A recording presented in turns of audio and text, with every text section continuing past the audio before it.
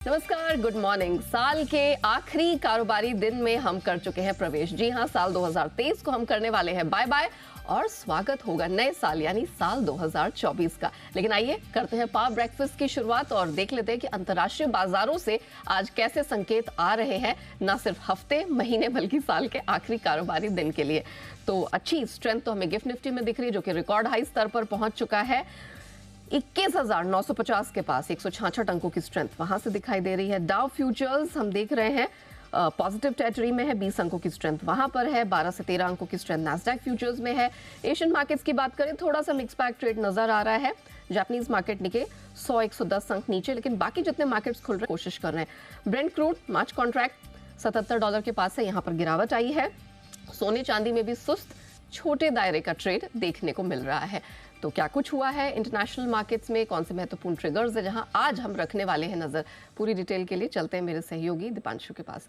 दीप, morning. बहुत special दिन है क्योंकि हम टाटा बाय बाय बोल रहे हैं 2023 को, and on a big bang not actually equity commodity market में क्या कुछ हुआ है। बहुत ही शानदार रहा है साल 2023 बाजार के लिए। बहुत ही बढ़िया रैली हमने देखी है। मार्च ऑनवर्ड्स जो रैली शुरू हुई है वो one way up move I है, हल्के फुल्के करेक्शंस हैं, अदरवाइज अच्छा एक्शन रहा है और बहुत ही मजबूत नोट पर आप साल के अंत में जा रहे हैं। कल हमारी मंथली एक्सपायरी बहुत ही बढ़िया नोट पर हुई, डेज हाई के करीब आप बंद हुए, कुछ इंपॉर्टेंट लेवल्स क्रॉस करके। ग्लोबल मार्केट्स में लगातार तेजी का मूड माहौल बना हुआ है और आज भी साल के आखिरी ट्रेडिंग सेशन पर आपको बढ़िया संकेत आ रहे हैं। जहां तक ग्लोबल मार्केट्स का सवाल है, बिल्कुल स्टेबिलिटी दिख रही है, अच्छा एक्शन दिख रहा है। गिफ्ट निफ्टी तो कुछ बड़े लेवल्स के इंडिकेशंस दे रहा है, बट देखते हैं ओपनिंग के बाद ऐसा एक्शन अगर हमें देखने को मिलता है या नहीं। बट नॉनदलेस बहुत ही बढ़िया संकेत बाजार से आपको आते हुए दिख रहे हैं। कल यूएस की भी बात करेंगे।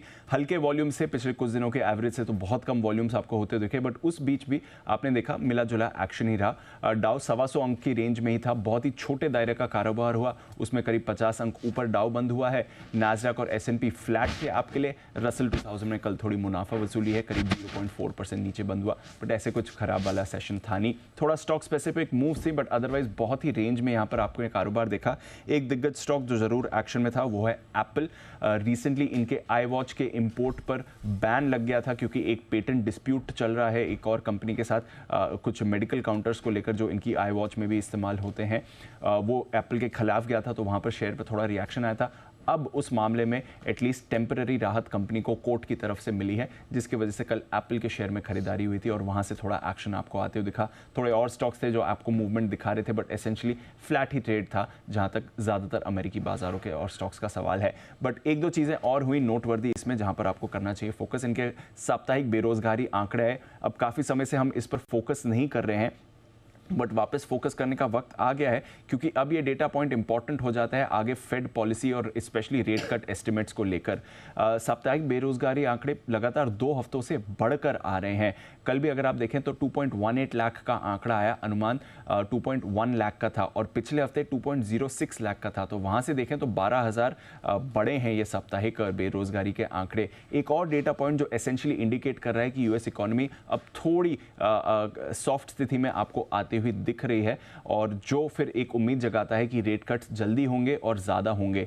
मार्च के जो रेट कट का अनुमान अब चल रहा है 2024 में, वो 88% जानकार अब मान रहे हैं कि मार्च में रेट कट होगा। यही 2 दिन पहले 70% जानकार मान रहे थे। तो वहाँ से काफ़ी तेज़ी से यह अनुमान बढ़ते हुए दिख रहा है कि पहला रेट कट मार्च से ही शुरू हो सकता है। अब 88% जानकार जो मान रहे हैं, अब देखते हैं एक्चुअली होता है या नहीं। बट अब तक जो डेटा पॉइंट आ रहा है वो इंडिकेट कर रहा है कि यूएस इकोनॉमी में वो सॉफ्टनेस आ रही है जो फेड को कॉन्फिडेंस दे सकती है कि वो अपने रेट कट की प्रोसेस को शुरू करें। तो वहां से थोड़ा एक्शन, थोड़ी उम्मीद बाजार में जगी है। 3.8% के आसपास 10 साल की बॉन्ड यील्ड भी स्थिर बनी हुई है। तो एक्शन आपको भरपूर आते हुए दिख रहा है और रेट कट की उम्मीदें दिन बर दिन आपको बढ़ती हुई दिख रही हैं अमेरिकी बाजारों में।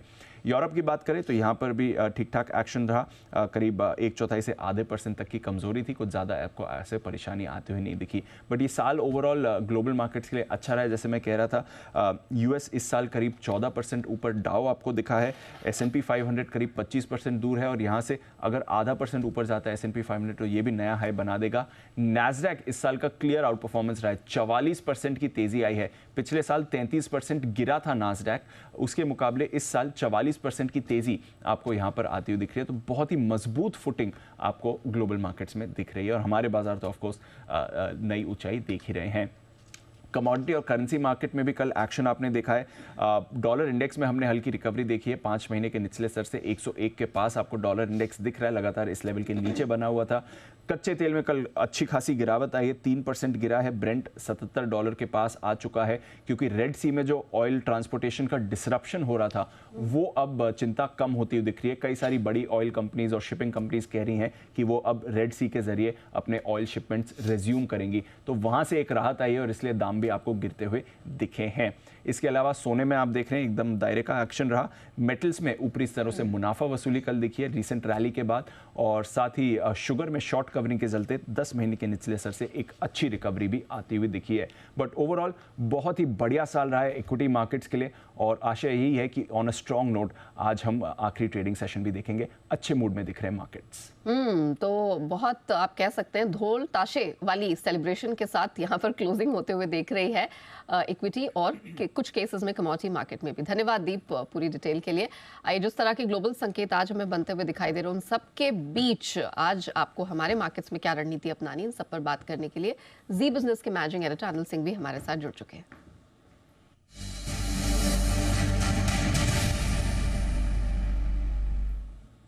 सर मॉर्निंग, साल 2023 को हम आज ही एक तरह से बाय बाय कर रहे हैं, क्योंकि आज आखिरी कारोबारी सत्र है इस साल का। बताइए सर, निफ्टी, बैंक निफ्टी, कौन से महत्वपूर्ण स्तर है जिन पर नजर रखनी है? Good morning. देखिए, संकेत आज फिर से मिले जुले हैं और पॉजिटिव साइड पे ही ज्यादा है, क्योंकि अमेरिकी बाजारों में हल्की फुल्की से ही लेकिन तेजी रही है। भारतीय बाजारों में कल दिसंबर सीरीज की एक्सपायरी बड़े दमदार नोट पर लाइफ हाई पर हुई है। इसके साथ ही साथ आप देखें तो एफआईज की तरफ से थोड़े वायदा कारोबार के एडजस्टमेंट के साथ ही आंकड़े भी खरीदारी के ही आते हुए दिखे। सो किसी भी लिहाज से कोई संकेत ऐसा कमजोरी वाला तो है नहीं लेकिन चूंकि नई सीरीज की शुरुआत हो रही है और छुट्टियों का मूड माहौल है, तो हल्की फुल्की मजबूती के साथ शुरुआत होती हुई दिखेगी और उसके बाद बाजार थोड़ा वक्त बिताने की कोशिश करेंगे। जो सपोर्ट लेवल है इमीडिएटली निफ्टी पर वो है 21,650 से 21,675 की रेंज में। ये मजबूत सपोर्ट का काम करेगा। ऊपरी स्तरों पर 21,800 के आसपास हल्की फुल्की रुकावट है, जो कल का हाई है 21,801। 21,825 के पार निकलकर निफ्टी टिकता है तो फिर ब्लू स्काई जोन में जाता हुआ नजर आएगा। जहां तक बैंक निफ्टी का सवाल है, पहला सपोर्ट रेंज जो बैंक निफ्टी के लिए निकल कर आता है वो है 48,200, 48,350। कल हमने 48,650 का हाई बनाया था, 625-50 के आसपास हाई बनाया, तो पहला लेवल ऊपर की तरफ का आपका होगा 48,625 का। एक बार 48,650 के पार निकलकर बैंक निफ्टी टिकता है तो फिर ये भी ब्लू स्काई जोन में जाता हुआ दिखेगा। सो ओवरऑल मूड माहौल ठीक है, पॉजिटिव साइड पर ही बायस है, लेकिन नई सीरीज की शुरुआत है, छुट्टियों का माहौल है, तो आज हो सकता है बाजार में आपको सीमित दायरे में कारोबार होता हुआ नजर आए, लेकिन बायस पॉजिटिव है। पहले सपोर्ट लेवल के आसपास आए तो वहां पर खरीदारी करने का मौका बनेगा। जी धन्यवाद सर हमारे दर्शकों को दिशा देने के लिए। आइए अब जान लेते हैं कि कौन से वो महत्वपूर्ण ट्रिगर्स हैं और ऑफ कोर्स खबरों के दम पर कहां किन स्टॉक्स में, सेक्टर्स में एक्शन देखने को मिल सकता है। पूरी डिटेल के लिए चलते हैं अरमान के पास। अरमान, आप पूरी पार्टी की तैयारी में नजर आ रहे हैं, लेकिन जरा बता दीजिए दर्शकों को कि कहां नजर रखनी, कौन से स्टॉक्स पे नजर रखनी? जी गुड मॉर्निंग। सबसे पहले अगर आप ट्रिगर्स की बात करें तो यहाँ पर आईपीओ इनोवा कैपटैप, यहाँ पर आईपीओ की जो है लिस्टिंग होती हुई दिखेगी। सुंदरम क्लाइटॉन ये भी आज लिस्ट होंगे, क्योंकि जो टीवीएस होल्डिंग्स का डीमर्जर हुआ था उसके चलते अगर आप बात करें तो जेके टायर यहाँ पे 1.4 करोड़ शेयर्स अलॉट किए जाएंगे क्यूआईपीज को, जो अलॉट किए गए थे उसकी लिस्टिंग होती हुई दिखेगी, वो लिस्ट होंगे। एचएमए एग्रो इंडस्ट्रीज, यहाँ पर प्री आईपीओ का इन्वेस्टर लॉक इन खत्म होगा। एक्स डेट है यहाँ पर एचएमए एग्रो इंडस्ट्रीज में, जो कि स्टॉक स्प्लिट भी है ₹10 to ₹1 का। और कैनफिन होम्स की बात करें तो जहाँ पे इंटरिम डिविडेंड है 2 का। खबरों में सबसे पहले जो आपके टीवी स्क्रीन पर फ्लैश भी हो रही है, सोर्सेज ये बता रहे हैं, सूत्रों के हवाले से खबर आती हुई दिख रही है कि प्रधानमंत्री जो हैं वो पेट्रोल और डीजल की प्राइसेस में आपको भारी कटौती जो है उसकी घोषणा कर सकते हैं। ₹8 से ₹10 प्रति लीटर की जो है कटौती की घोषणा हो सकती है। एचडीएफसी बैंक, एसबीआई, यहाँ पर भी आपको ध्यान रखना है, क्योंकि आरबीआई ने घरेलू सिस्टमेटिक इम्पोर्टेंट बैंक की सूची में एसबीआई और एचडीएफसी बैंक दोनों को ऊपर के बकेट में शिफ्ट किया है। पंजाब नेशनल बैंक, यहाँ पर पूंजी जुटाने पर बोर्ड से मिली मंजूरी, लगभग 7,500 करोड़ की जुटाने पर बोर्ड की मंजूरी मिलती हुई दिखी है। आईसीआईसीआई लोम्बार्ड जनरल इंश्योरेंस, यहाँ पर सीजीएसटी से लगभग 1730 करोड़ का डिमांड नोटिस आया है, जिसमें अगर आप बात करें 170 करोड़ के आसपास का जुर्माना भी लगाया गया है, और टैक्स एडवाइजरी से सलाह के बाद अपील दायर करेंगे। आरती ड्रग्स, सेबी ने एडमिनिस्ट्रेटिव वार्निंग लेटर इन्हें जारी किया है। इनका जो सरीगम प्लांट से जुड़ी जानकारी नहीं देने के चलते ये वार्निंग लेटर शुरू होता हुआ दिखा है। इसमें कंपनी का बयान ये आता है दिखा है कि उस दौरान इवेंट को नॉन मटेरियल माना गया था, इसके चलते खुलासा नहीं किया गया था। लेमन ट्री होटल यहाँ पर मसूरू में एक प्रोजेक्ट के लिए उन्होंने फ्रेंचाइजी करार किया है और 60 नए कमरे के लिए जो है ये करार होता हुआ दिखा है। स्वान एनर्जी इक्विटीज सिक्योरिटीज QIP के जरिए लगभग 4000 करोड़ तक जुटाने को मंजूरी मिलती हुई दिखी है। टाटा मोटर्स, M&M और अदर EV स्टॉक्स यहाँ पर भी आपको ध्यान रखना है क्योंकि मोटर्स के हवाले से खबर आती हुई दिखी है। नई EV पॉलिसी पर काम कर रही है सरकार और पॉलिसी में घरेलू EV मैन्युफैक्चरिंग को बढ़ावा देगी। जी एंटरटेनमेंट यहाँ पर अगर आप बात करें ब्लॉक डील्स में, अगर प्लूटस वेल्थ मैनेजमेंट ने लगभग 61 लाख शेयर जो कि 0.64% हिस्सेदारी है वो खरीदी है। जाइडस वेलनेस में शेयर होल्डर्स बात करें AIF जो कि थेरेस केयर हैं, उन्होंने लगभग 7.8 लाख शेयर्स बेचे हैं। और अगर आप बात करें जाइडस फैमिली ट्रस्ट की, उन्होंने 3.9 लाख शेयर्स खरीदे हैं और SBI म्यूचुअल फंड ने भी 3.9 लाख के आसपास शेयर्स खरीदते हुए दिखे हैं। इंडिया बुल्स हाउसिंग फाइनेंस यहाँ पर SBI म्यूचुअल फंड ने यहाँ पर लगभग 30.9 लाख शेयर्स जो कि 0.64% इक्विटी है वो बेची है। ICICI प्रू भी बेचते हुए दिखे हैं लगभग 25 लाख के आसपास शेयर्स। मैथ्यू क्रेग की बात करें, उन्होंने खरीदे हैं 25 लाख शेयर्स के आसपास। आज़ाद इंजीनियरिंग अंत में यहाँ पर अबू धाबी इन्वेस्टमेंट अथॉरिटी ने लगभग 4 लाख शेयर जो कि 0.7% के आसपास की इक्विटी है वो खरीदते हुए दिखे हैं। और वो एंकर में भी उन्होंने, अगर आप देखें एंकर वर्क में लगभग 11% के आसपास खरीदाए थे। ओके, चलिए, तो ये कुछ महत्वपूर्ण ट्रिगर्स हैं और खबरों के दम पर इन स्टॉक्स और सेक्टर्स में डेफिनेटली एक्शन दिखेगा, तो आपको इन्हें मिस नहीं करना। धन्यवाद अरमान। चलिए अब बढ़ते हैं आगे और जान लेते हैं कि मार्केट एक्सपर्ट्स की क्या राय बन रही है। हमारे साथ कोटक सिक्योरिटीज के श्रीकांत चौहान शो में शामिल हो चुके हैं। Shrikant sir, good morning. जरा बताइए, साल के आखिरी कारोबारी दिन में हम प्रवेश करने जा रहे हैं, तो कौन से सेक्टर्स पे नजर रहेगी? एंड ऑफ कोर्स जरा बताइए आज के लिए बेस्ट पिक्स आपकी कहां से आएंगी? Good morning Neha ji. तो देखिए, पूरी साल में हमने देखा कि काफी अच्छा ओवरऑल मार्केट ने परफॉर्मेंस दिया, लेकिन अगर मैक्सिमम परफॉर्मेंस आया है वो PSU से आया है। और मुझे लगता है कि जैसे BFSI सेक्टर में अभी भी वैल्यूएशन वाइज अगर देखा जाए तो कई सारे स्टॉक्स अच्छे खासे इन लेवल्स पे हम इन्वेस्ट करके चल सकते हैं, या तो यहाँ पे ट्रेडिंग के मौके भी अच्छे मिल रहे हैं। तो मुझे लगता है कि इसी पर्टिकुलर सेक्टर पे ज्यादा फोकस करना चाहिए। और साथ ही साथ मुझे लगता है कि दूसरा अगर कोई सेक्टर हो सकता है तो वो मेटल्स और माइनिंग का हो सकता है। तो सबसे पहले मुझे लगता है कि अगर खरीदना है तो यहाँ पे बैंक ऑफ बड़ौदा को खरीद के चले, जो तकरीबन कल 232 के करीब बंद हुआ है। करंट लेवल से अगर इसे खरीदते हैं तो यहाँ पे हायर लेवल्स पे जो टारगेट्स निकल के आ रहे हैं वो आ रहे हैं 245 के। स्टॉप लॉस यहाँ पे रखिए 227 रुपए का। और अगर हम मेटल्स और माइनिंग्स की अगर बात करें तो स्पेसिफिकली टाटा स्टील, हमें लगता है कि लॉन्ग की पोजीशन बनाई जा सकती है। 138 के करीब की क्लोजिंग है नेहा जी। करंट लेवल से अगर ये स्टॉक हायर लेवल्स की तरफ अगर निकलता है तो कम से कम 147 के लेवल दिखा सकता है। तो इसे लॉन्ग करके चले, यानी खरीद के चले, और स्टॉप लॉस यहाँ पे रखे अराउंड 134 के करीब का। ओके, चलिए, तो बैंक ऑफ बड़ौदा 245 तक का टारगेट बन रहा है, 227 का आप रखे stop loss.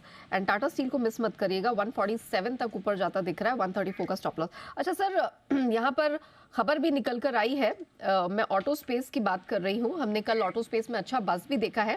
Tata Motors, M&M, दूसरे जितने भी EV स्टॉक्स हैं उनके लिए रॉयटर्स के हवाले से खबर है कि नई EV पॉलिसी पर सरकार यहाँ पर काम कर रही है और घरेलू EV मैन्युफैक्चरिंग को बढ़ावा देने की पॉलिसी है वो भी यहाँ पर हमें दिखेगी। तो जरा बताइए, इसके मद्देनजर कौन कौन से स्टॉक्स है, ऑटो स्टॉक्स है जहां पर आप फोकस करने वाले हैं? बिल्कुल, तो अगर न्यूज फ्लो के साथ अगर हम किसी पर्टिकुलर स्टॉक्स को अगर रिलेट करने की कोशिश करेंगे तो मुझे लगता है कि महिंद्रा एंड महिंद्रा और टाटा मोटर्स, ये दो दिग्गजों में अभी भी यहाँ से अपसाइड बाकी है। अगर इनके टेक्निकल फॉर्मेशंस को देखें तो इनमें काफी ग्रेजुअल रैली बनी है। जो यूफोरिक सॉर्ट ऑफ सिनेरियो जो बनता है वो अभी तक मिसिंग है। तो करंट लेवल से तो इनफैक्ट मुझे लग रहा है कि टाटा स्टील में अगर लॉन्ग की पोजीशंस बनाते हैं तो ये स्टॉक जो है वो टाटा मोटर्स का कम से कम यहाँ से 775 से लेकर 780 के levels in the near term दिखा सकता है। इन द लॉन्ग रन शायद ये 850 के लेवल्स दिखा सकता है, but it is based on technicals. साथ ही साथ मुझे लगता है कि महिंद्रा एंड महिंद्रा यहाँ पे भी इसने कल अपने ऑल टाइम हाई को क्रॉस किया है और इन लेवल्स के बेसिस पे यहाँ पे भी हमें लगता है कि स्टॉक 1850 से लेकर 1900 के लेवल्स दिखा सकता है Mahindra and Mahindra. Stop loss हमें रखना पड़ेगा समवेयर क्लोज टू 1650 के करीब का, लेकिन ओवर द पेस हमें लगता है कि ये स्टॉक परफॉर्मेंस करते हुए या अच्छे रिटर्न्स डिलीवर करते हुए नजर आएगा। सर साथ में मैं जानना चाहूंगी कि ओएमसीज और ऑयल एंड गैस में आपकी क्या राय बनेगी, क्योंकि अब खबर आ रही है कि बहुत जल्द पेट्रोल डीजल की कीमतों में एक भारी भरकम कटौती का ऐलान प्रधानमंत्री मोदी कर सकते हैं, और ये जो कटौती है फ्यूल्स पे 8 से 10 रुपए प्रति लीटर के अनुपात में हो सकती है। ऑलरेडी हम देख रहे हैं बीपीसीएल, एचपीसीएल, आईओसी दमदार प्रदर्शन यहाँ दिखा है। इसके मद्देनजर, इस खबर के मद्देनजर आप कहाँ कहाँ इम्पैक्ट देख रहे हैं? बिल्कुल, तो देखिए अगर इसी बेसिस पे पर्टिकुलर सेक्टर को अगर हम स्कैन करते हैं तो सबसे पहले हमें नजर आता है कि यहाँ पे हिंदुस्तान पेट्रोल, जिसमें अपने कल के दिन में भी देखा होगा कि बड़े वॉल्यूम हुए थे, यानी पिछले 8-9 महीने से महीने के जो हाईएस्ट वॉल्यूम थे उन लेवल्स को उसने क्रॉस कर लिया है। दैट मींस इसमें डेफिनेटली स्पेसिफिक इंटरेस्ट क्रिएट हुआ है। करंट लेवल से भी मुझे लगता है कि स्टॉक अपने ऑल टाइम हाई के करीब जा सकता है, और इसके ऑल टाइम हाई से तकरीबन 475 से लेकर 490 के करीब के, तो यहाँ से 15 से 20% की तेजी बन सकती है। तो एचपीसीएल हमें अच्छा लगता है। और जो दूसरा कोई अगर स्टॉक इसमें अगर इस पर्टिकुलर न्यूज के बेसिस पे अगर हम स्कैन कर सकते हैं तो हमें लगता है कि इंडियन ऑयल कॉर्पोरेशन जो 150 के करीब ट्रेड कर रहा है, 133 के करीब ट्रेड कर रहा है, और इसके ऑल टाइम हाइज 150 पे है। तो ऑन इमीडिएट बेसिस इनके जो ऑल टाइम हाइज थे ये हमारे लिए लक्ष्य होने चाहिए, और इन लेवल्स पे इन्हें खरीदा जा सकता है। ओके, तो ओएमसीज पे खास फोकस करिएगा। एचपीसीएल 490 तक का लेवल छू सकता है, ऑलमोस्ट करंट लेवल से 15-20% का अपसाइड। एंड आईओसी इसमें भी अच्छी स्ट्रेंथ दिखाई दे सकती है, और ये भी अपने रिकॉर्ड स्तर को पार करके निकलने की पूरी क्षमता रखता है। 150 और उसके पार के भी लेवल्स यहाँ देखने को मिल सकते हैं। धन्यवाद श्रीकांत सर हमारे साथ जुड़ने के लिए और बताने के लिए कि स्टॉक मार्केट में कहाँ कहाँ रखनी है नजर। लेकिन कमोडिटी मार्केट में भी हलचल कम नहीं है। आइए अब उसकी रणनीति समझ लेते हैं। कुंवर जी ब्रोकिंग के रवि देवरा हमारे साथ शो में शामिल हो चुके हैं। रवि जी, बहुत उतार चढ़ाव भरा साल रहा है, लेकिन फाइनली हम देख रहे हैं कि सोना चांदी, पर्टिकुलरली सोना यहाँ पॉजिटिव टेरिटरी में क्लोज होता दिख रहा है। आज की बात करें, एक छोटे दायरे का सुस्त ट्रेड है, क्या करना है? Good morning. जरूर से आज थोड़ा ट्रेडिंग साइड सुस्त रहेगा। आज यूके के मार्केट का भी अर्ली क्लोज है, तो एक लेग लस्टर्ड मोमेंटम आज अक्रॉस द कमोडिटी बास्केट आपको आता हुआ दिख सकता है। गोल्ड फ्लैट है, वहाँ पे ज्यादा वोलेटिलिटी की उम्मीद नहीं है। हालांकि लगता है कि सिल्वर लगातार अपना रेजिस्टेंस फेस कर रहा है, 75,400 के ऊपर क्लोज नहीं हो रहा है। मुझे लग रहा है कि एक छोटे स्टॉप लॉस के साथ आज इंट्राडे में सिल्वर में बिकवाली का मौका रहेगा। सिल्वर के मार्च फ्यूचर में सेल करें, 75,029 का क्लोज है, उसको यही लेवल पे सेल करें। स्टॉप लॉस लगा 75,400 का, और डाउन साइड 74,380 तक के लेवल आपको इंट्राडे में आते हुए दिख सकते हैं। ओके, और गोल्ड के लिए यहाँ पे क्या रणनीति अपनानी है, गिवन द फैक्ट कि हम 64,000 के पार ही इसी महीने रिकॉर्ड हाई लेवल्स देख चुके हैं, तो क्या अभी उसमें समय लगने वाला है? जरूर से थोड़ा टाइम लगेगा, क्योंकि अभी आज वैसे अर्ली क्लोज है, मंडे मार्केट ग्लोबली सारे बंद है, तो ट्यूसडे वेंसडे से मोमेंट चालू होगी, तब डेटा भी काफी है। क्योंकि ये वीक डेटा में लैकलस्टर रहा था, तो पूरा जो डेटा है नेक्स्ट वीक में शिफ्ट हुआ है, तो नेक्स्ट वीक भी वोलेटाइल होगा। हालांकि वहाँ पे कन्विक्शन आ रहा है कि ज्यादा वीकनेस नहीं है। अगर ये आज की वोलेटिलिटी में आपको 63,200 के करीब मिल जाए तो मेरे हिसाब से एक अच्छी बाइंग की अपॉर्चुनिटी ट्रेडिंग के लिए रहेगी। स्टॉप लॉस छोटा 63,000 का लगाए, और एक लिमिटेड अपसाइड 63,600 तक की बन सकती है। ओके, अच्छा कच्चे तेल में क्या करना है, क्योंकि एक रहा साहब रेड सी का थोड़ा बहुत सपोर्ट था, जो कंसर्न्स थी, अब जितनी भी बड़ी बड़ी शिपिंग लाइंस हैं उन्होंने कह दिया कि हम वापस से इस रूट का इस्तेमाल करेंगे, कोई दिक्कत की बात है नहीं। तो अब क्या लग रहा है, कल जो करेक्शन आया है ऑलमोस्ट 3% का, उसके बाद आज हमारे मार्केट में एमसीएक्स क्रूड में क्या करना है? एमसीएक्स क्रूड में भी आज सेलिंग का प्रेशर रहेगा। पर्टिकुलर यही एक रीजन था, क्योंकि डिमांड साइड अभी भी कोई इतना ज्यादा कन्विक्शन फैक्टर है नहीं। रेट कट के साइकिल जब रिज्यूम होगी उसके बाद अच्छे उछाल के आप एक्सपेक्ट कर सकते हैं, बट वो मार्च ऑनवर्ड होगा। तब तक मुझे लग रहा है कि एक दायरे में फंसा रहेगा। आज के दिन की स्ट्रेटेजी में सेल करें। जनवरी फ्यूचर 6045 के करीब क्लोज हुआ था, सेल करें। स्टॉप लॉस लगा है 6090 का, और डाउन साइड 5,900 तक के लेवल आपको इंट्राडे में आते हुए दिख सकता है। अच्छा, मेटल्स ने बड़ा कमाल दिखाया है, खासतौर से पिछले 2 हफ्तों की अगर बात करें, कॉपर, एल्यूमिनियम, जिंक। और कल हमने देखा ऑफ कोर्स थोड़ी सी सुस्त क्लोजिंग हुई है, प्रेशर थोड़ा सा बनता हुआ ऊपरी स्तरों से दिखाई दिया है, लेकिन मैं जानना चाह रही थी कि आज के सत्र के लिए कौन सा मेटल आपको पसंद आ रहा है? जरूर सर, कल जो फ्लैट मोमेंटम था, क्योंकि कल सेकंड हाफ में डॉलर इंडेक्स एंड यूएस के बॉन्ड यील्ड्स है उसमें थोड़ा हिसाब हुआ था, तो इस हिसाब से थोड़ा रेस्टिव मूव कल पूरे दिन देखा गया। आज थोड़ा डायरेक्ट का ट्रेड रहेगा, क्योंकि जहाँ से मोमेंट प्रोवाइड होते हैं वो लंदन मेटल एक्सचेंज है, वो आज अर्ली क्लोज है, तो इस हिसाब से वहाँ पे एक डायरेक्ट का ट्रेड रह सकता है। हालांकि जिंक एंड कॉपर में मुझे लग रहा है कि आउट परफॉर्मेंस जारी रह सकता है। जिंक में 231 के करीब बाई करे, स्टॉप लॉस लगा 229 का, 235 तक के लेवल के टारगेट के लिए। वहीं कॉपर 732 के करीब बाय करे जनवरी फ्यूचर, 727 के स्टॉप लॉस के साथ, और 740 तक का टारगेट देखने को मिल सकता है। तो जिंक एंड कॉपर दोनों काउंटर से जहाँ पे लग रहा है कि ये जो वीकेंड में चाइना के मैन्युफैक्चरिंग PMI वगैरह जो डेटा आने हैं वो शायद उम्मीद से अच्छा है, और यहाँ पे थोड़ी रिकवरी की उम्मीद करनी चाहिए। ओके, तो मेटल्स पे करिएगा फोकस, खासतौर से कॉपर, जिंक रवि जी को अच्छा पसंद आ रहा है। ऑलरेडी हम देख रहे हैं कि मल्टी मंथ हाइस के पास ये दोनों कमोडिटीज ट्रेड करती हुई दिखी थी। थोड़ा करेक्शन ऑफ कोर्स डॉलर की रिकवरी का दिखा है, लेकिन खरीदारी तो फिर भी बनती है। कॉपर 740 के टारगेट के लिए और जिंक में 235 का लक्ष्य आपको देखने को मिल जाएगा। थैंक यू रवि जी हमारे साथ जुड़ने के लिए, बताने के लिए कि पूरी नॉन एग्री कमोडिटी मार्केट में कहाँ कहाँ कमाई के मौके। आइए अब फोकस कर लेते हैं FIR यानी FI इन्वेस्टमेंट रिपोर्ट्स पर। आज हमने देखा फॉरेन ब्रोकरेजेस की तरफ से एक रिपोर्ट निकल कर आई है और वो आई है जोमैटो पर। जोमैटो पर 2 ब्रोकरेजेस की तरफ से रिकमेंडेशंस है। पहली तो सिटी की तरफ से जो खरीदारी की सलाह दे रहे हैं और लक्ष्य 145 का है। वहीं JP मॉर्गन इनका ओवरवेट का स्टैंस है और लक्ष्य इनकी तरफ से बन रहा है 150 का।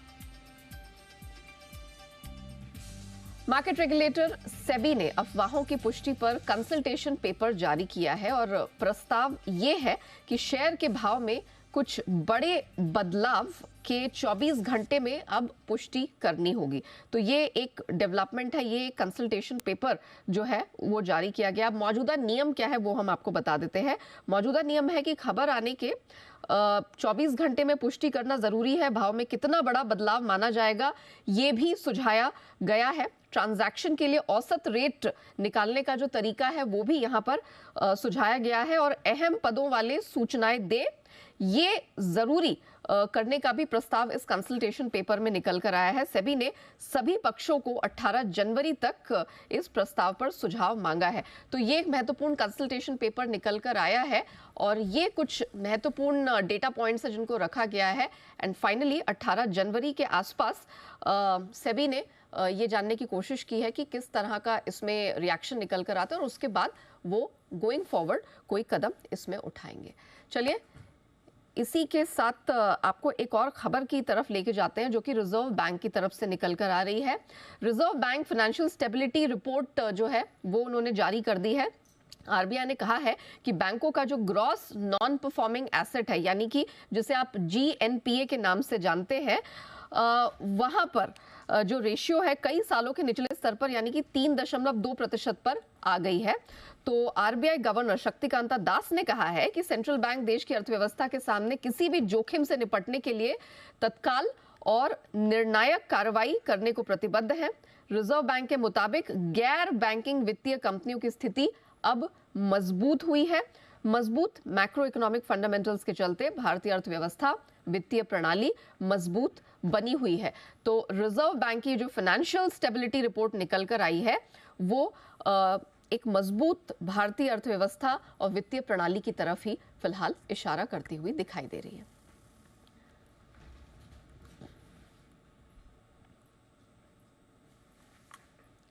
और एक बार आपको फिर से याद दिला दें कि आज आपको जुड़ना है 11 बजे जी स्टॉक अवार्ड्स 2023 का वितरण आज होने वाला है। यही नहीं बहुत सारी जबरदस्त कैटेगरीज है। डेब्यू ऑफ द ईयर की जो कैटेगरी है वो वॉच आउट करिएगा। सिर्फ यही नहीं टर्न अराउंड स्टॉक और best performer of the year के अवार्ड भी दिए जाएंगे और इसी के साथ बहुत सारी ढेरों कैटेगरीज है जिनमें आज विजेताओं का ऐलान होगा। कहां कितने बजे? आपके चहेते चैनल जी बिजनेस पे आज सुबह 11 बजे। इसके साथ पावर ब्रेकफास्ट में इतना ही। मुझे दीजिए इजाजत, लेकिन बने रहिएगा जी बिजनेस के साथ क्योंकि